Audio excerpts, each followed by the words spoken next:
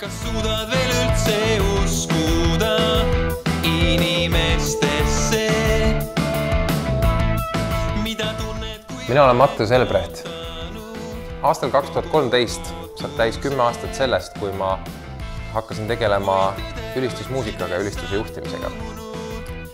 Ilmselt tookord 10 aastat tagasi ma poleks osanud arvatagi, mida Jumal mind tegema kutsub järgmise 10 aasta jooksul.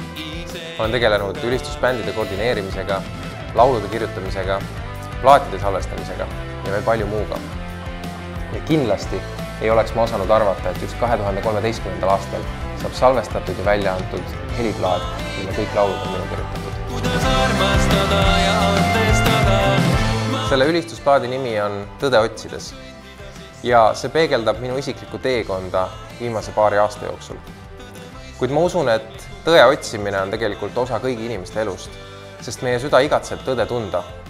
Ma arvan, et looja on selle nii seadnud. Tõde otsitakse väga erinevatest kohtadest ja tihtipeale jõutakse väga erinevate järeldusteni. 2000 aastat tagasi elas üks väga ebatavaline mees, kes ütles, et just tema ongi tee, tõde ja elu. See mees oli Jeesus.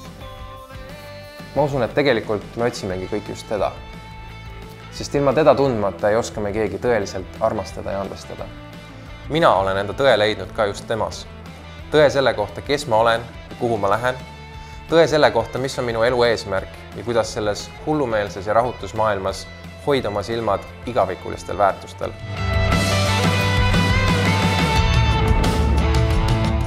Ka selle plaadi peale olen kogunud just laulud, mis räägivad minu teekonnast tõe otsimisel ja minu mõtetest ja palvetest. Sest mitte alati ei ole päike näha, kuna tormide ajal peitub ta pilvede taha. Kuid alati on keegi, kes kuuleb, näeb ja üle kõige armastab. See on see sõnum, mida ma tahan enda plaadiga edasi anda.